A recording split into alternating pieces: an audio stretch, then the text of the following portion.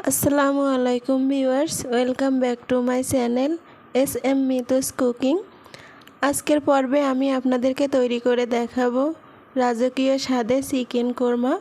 আর এই চিকেন কোরমাটাকে রাজকীয় স্বাদের বলা হয় এই কারণ এটা দেখতেও যেরকম লোভনীয় এবং খেতেও সেরকমই মজাদার হয়।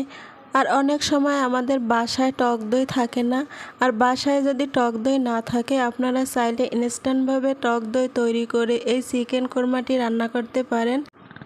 আর আমি এখানে গুঁড়ো দুধ নিয়ে হালকা কুসুম গরম পানি দিয়ে দুধটাকে তরল করে নিয়েছি। আর এখন সিরকা অথবা হোয়াইট ভিনেগার দিয়ে এটাকে একটু মিশিয়ে নিয়ে 15 মিনিট রেখে দেবো এভাবে। আর যদি আপনাদের এই সিরকা বা হোয়াইট ভিনেগার না থাকে সেক্ষেত্রে আপনারা লেবুর রসটাও ইউজ করতে পারেন। লেবুর রসটা দিয়ে 15 মিনিট রেখে দিলেও টক দইটা তৈরি হয়ে যাবে। আর এখানে আমি 1 কেজি মুরগির মাংস নিয়েছি। মাংসটা কেটে ধুয়ে আমি পরিষ্কার করে পানিটা ভালো করে ঝরিয়ে নিয়েছি।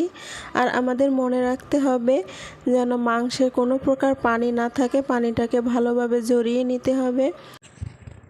আমি এখন মাংসটাকে টক দই মিশিয়ে ভালো করে মাখিয়ে নিয়ে 20 মিনিট রেস্টে রেখে দিব।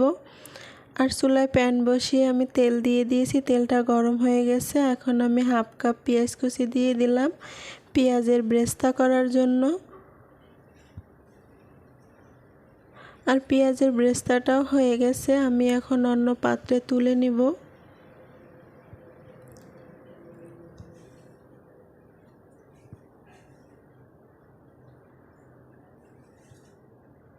তো পেঁয়াজের ব্রেস্তাটা আমি অন্য পাত্রে তুলে আমি আরও সামান্য পরিমাণে তেল দিয়ে দিয়েছি। তেলটা গরম হয়ে গেলে আমি এখানে আবার 2 টেবিল চামচ পেঁয়াজ কুচি দিয়ে দিলাম।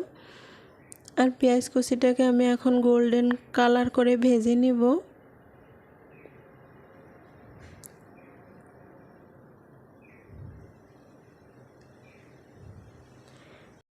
আর এখন দিয়ে দিচ্ছি আমি এলাচ, লবঙ্গ, দারুচিনি আর 2টা তেজপাতা।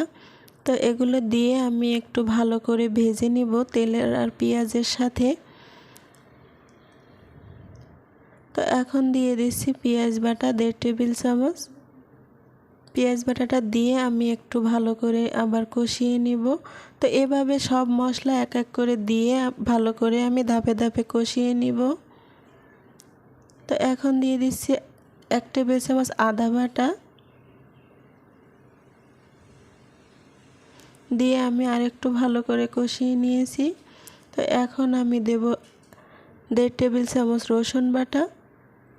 তো রসুন বাটাটা দিয়েও আমি আবারও ভালো করে কষিয়ে নিচ্ছি।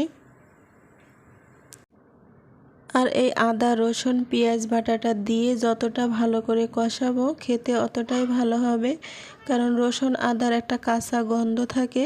গন্ধটা যতক্ষণ না দূর হয় ততক্ষণ পর্যন্ত ভালোভাবে কষিয়ে নিতে হবে। আর এখন দিয়ে দিচ্ছি সামান্য একটু টক দই।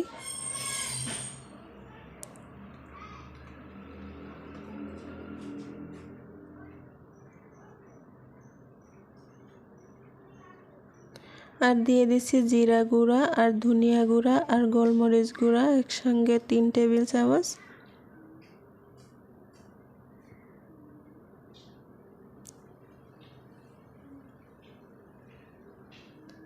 আর দিয়ে দিচ্ছি এলাচ গুঁড়া 1/2 টেবিল চামচ। আর মরিচ গুঁড়া দিয়ে দিলাম 1 টেবিল চামচ। দিয়ে এখন আমি ভালো করে আবার মশলাটাকে কষিয়ে নিব।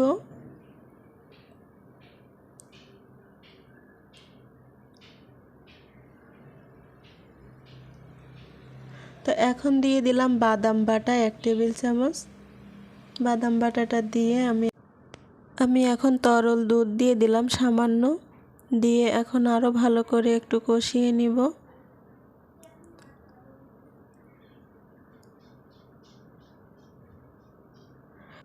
আর তরল দুধটা দিয়ে আমি ঢাকনা দিয়ে কিছুক্ষণ এভাবে সময় নিয়ে কষিয়ে নিব।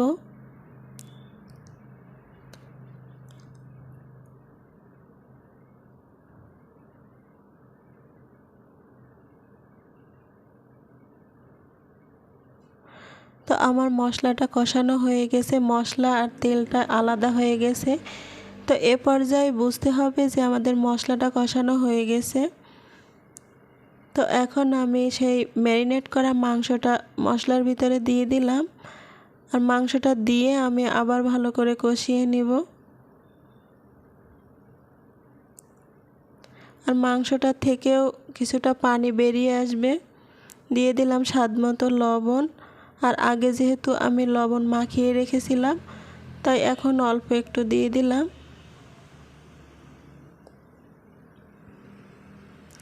তো মাংসটা দিয়ে এখন আমি ভালো করে কষিয়ে নিব। তো মাংসটা থেকে কতটা পানি বেরিয়ে আসছে, আর এই পানিতেই প্রায় 50% আমার মাংসটা সিদ্ধ হয়ে যাবে। তো আমি আবার ঢাকনা দিয়ে কিছুক্ষণ জ্বালিয়ে নিব। তো কিছুক্ষণ পরে আসছি আমি। তো এই তো প্রায় মাংসটা কষানো হয়ে যাচ্ছে।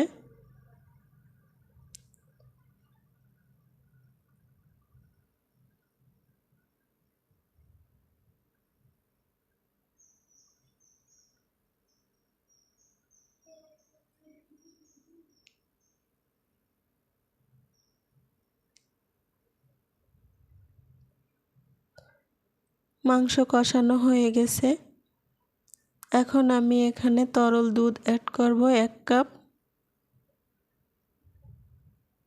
আর 1 কাপ দুধেই আমার মাংসটা একেবারে সিদ্ধ হয়ে যাবে।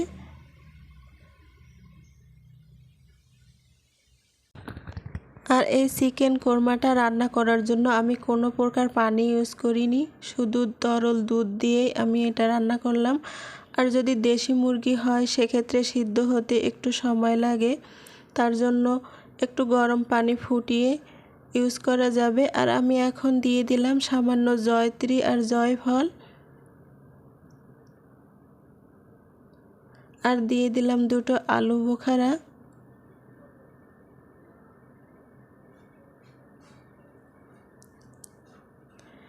এখন ঢাকনা দিয়ে আমি কিছুক্ষণ জ্বালিয়ে নিয়েছি। তো আমার এখন প্রায় হয়ে এসেছে। এ পর্যায়ে আমি দিয়ে দিচ্ছি স্বাদমতো চিনি।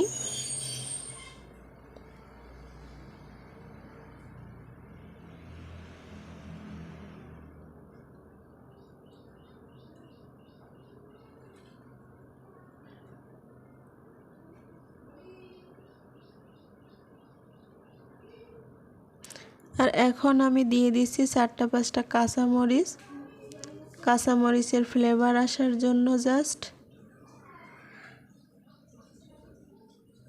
তো আমার চিকেন কোরমা রেডি। আর শেষ পর্যায়ে আমি 1 চা চামচ ঘি দিয়ে দিলাম।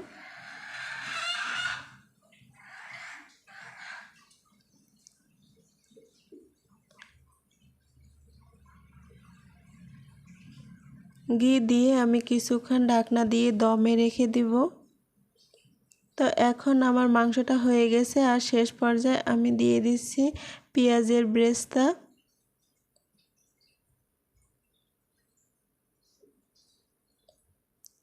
তো হয়ে গেল আমার চিকেন কোরমা। আর আমার ভিডিওটি যদি আপনাদের ভালো লাগে, আমার পেজ থেকে যারা আপনারা আমার ভিডিওটি দেখেন আমার পেজটিকে ফলো করেননি, প্লিজ আমার পেজটিকে ফলো করে আমার ভিডিওতে লাইক কমেন্ট শেয়ার করে দিবেন।